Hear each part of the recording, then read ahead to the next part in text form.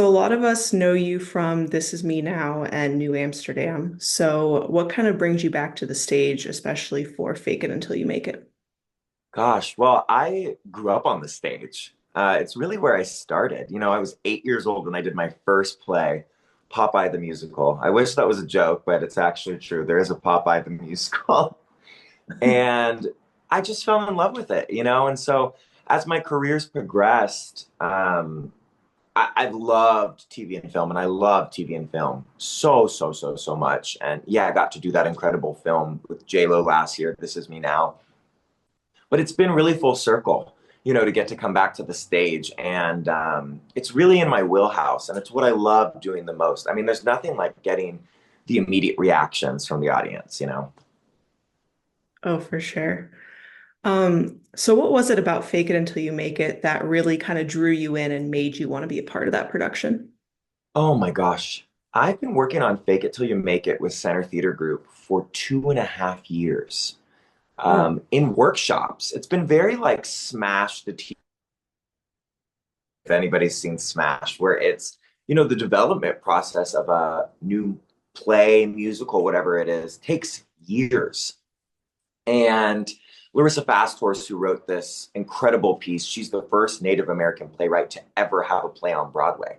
And her last play was the Thanksgiving play, and this is her next play. So our goal is to get to New York City. And so we're doing it here in LA at the Mark Taper Forum. And then we're taking it to Washington, D.C. for 6 weeks to test it out there before hopefully taking it to Broadway. And it's an incredible play. It's deep, it's interesting, it's sexy, but it's all about these heavy topics.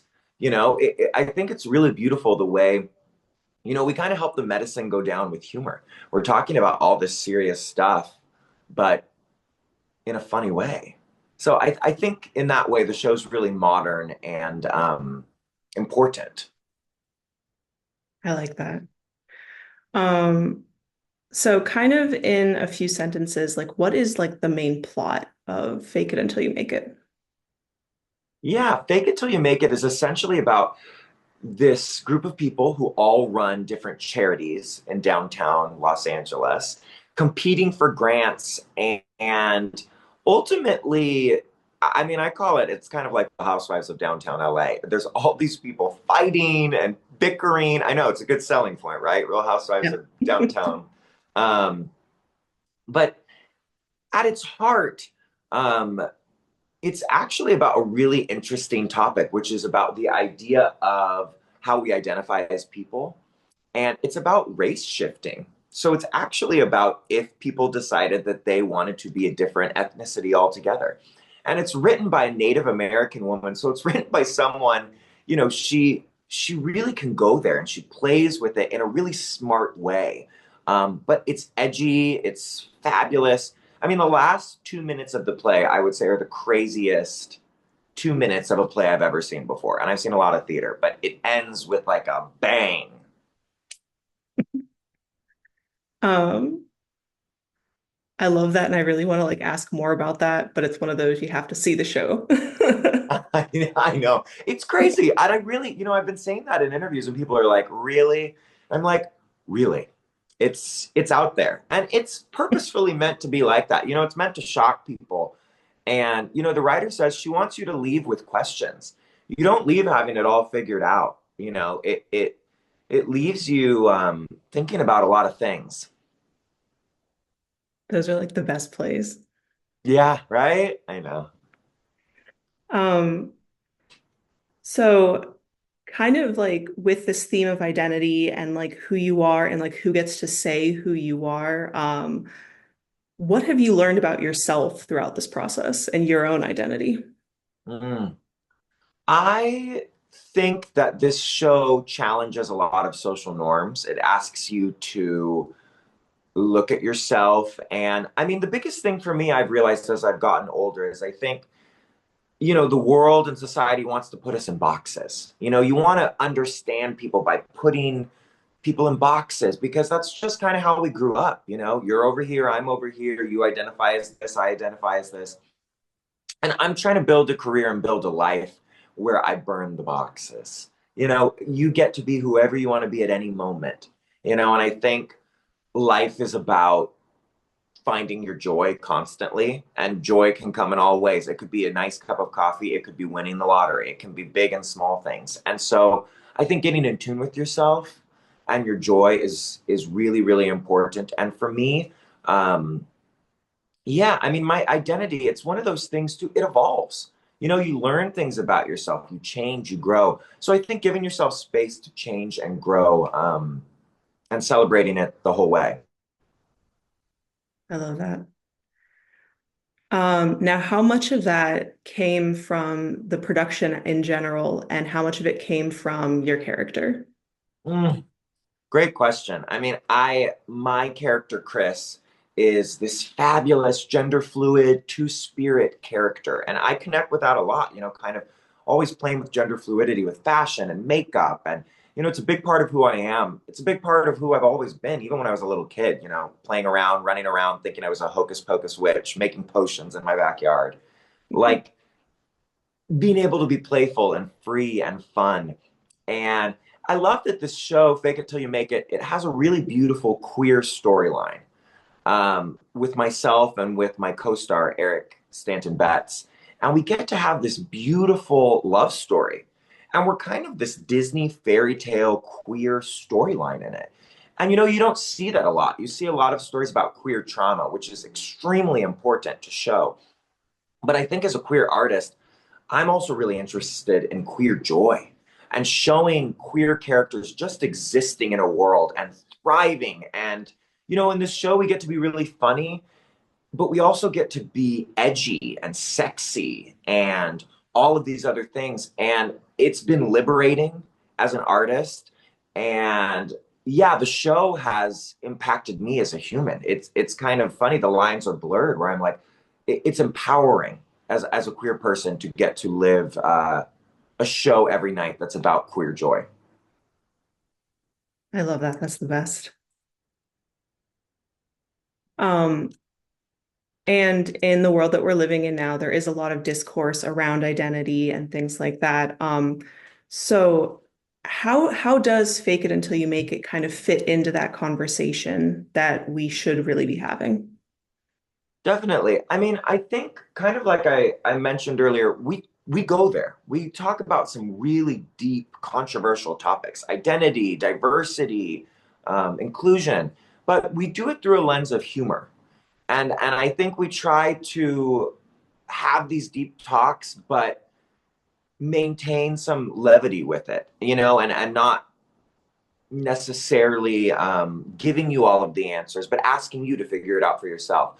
But the truth is, we're in a hard time, and I would be remiss not to say, you know, the administration we're dealing with right now is really putting a lot of negative energy towards LGBTQ plus folks, and I think the way for me as an artist that we fight back is through our art and through performance, and it's different for everybody. I'm really excited because we're going to take this show to DC, and I really hope that a lot of people come and see it and it opens up conversations because I think we have to communicate, we have to talk, we can't close off. Even when something's happening we don't agree with, we have to go in and bring up our points and forward energy, to change things. And so I think we're a little part of that. I think doing a show like this, that is so queer centric and is so culturally diverse and about, Native American people, it's empowering. And I think we need more art like this, much, much more art like this. I agree wholeheartedly. Mm. And it's almost poetic that you are taking this to DC. So It's kind of crazy. It's really wild now seeing where everything's at, It's oh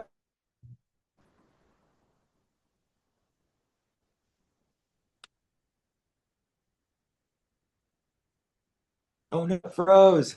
Can you see me? Oh, there, I can see you now. okay. Um, I don't know where you were at in your answer when things kind of froze, but Oh, about DC?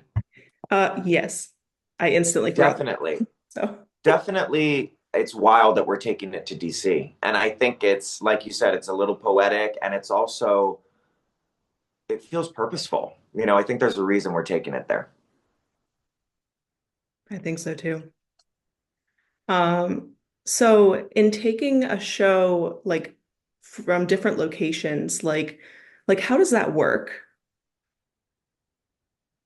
It's wild. This show is in the development process. The goal is to get it to New York City to Broadway. And Larissa Fasthorse, being the first Native American playwright on Broadway, she's turned heads and she's rightfully so gotten her flowers because she's an amazing writer. She truly is. The show is farce, it's sitcom, it's edgy, it's sexy, it's fiery, it's dramatic. And the show is in the works still. We're gonna have some rewrites before we take it to DC. Julie Bowen from Modern Family is our lead. She did it with us here in Los Angeles, and Amy Brenneman from Private Practice and Judging Amy will be taking over for Washington DC.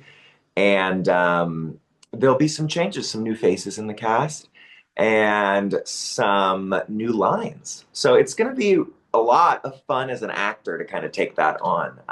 It's this living, breathing thing, theater. It's you can't bottle it up or capture it, even if you wish you could. It's sexy in a way. It's flighty. It's up here and it's never the same. So the audiences in DC will get a fresh fake it till you make it when we're there at the Krieger Theater at Arena Stage in a couple weeks.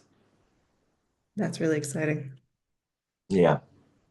And while you're working on this show, I don't know how much time you have to work on other projects or things like that. But are you working on other things that we could be on the lookout for? I do have two really cool things coming out. I'm going to be on the second season of a big HBO show that's coming out later this year that I'm really excited about, a couple episodes. And then I also did a film with Luc Besson, who's an amazing French director. Did The Fifth Element, did the Taken franchise with Liam Neeson. Wonderful, very artsy director. A film called June and John that I got to have a fun little supporting part in, and that'll be coming out, I believe, end of the spring as well. So it's kind of neat to be on stage, but also knowing these really cool, epic cinematic things are on the horizon. That is exciting. Congratulations on both of those. Thank you, Beth. Um, yeah, that was kind of all of the questions that I have for you, but is there anything that we didn't get to talk about that you really want to add about Fake It Until You Make It? Oh gosh, it's been such a joy to work on this. My cast is amazing. Julie Bowen is fabulous. And I think if any, last message, it would be support live theater. Get out to theater whenever you can. And I think it's a really beautiful medium and there's some wonderful theater here in Los Angeles. And yeah, thank you so much for taking the time and you can follow me at Brandon Delsid on Instagram to keep up with updates on the show and all of the silliness and fun to come.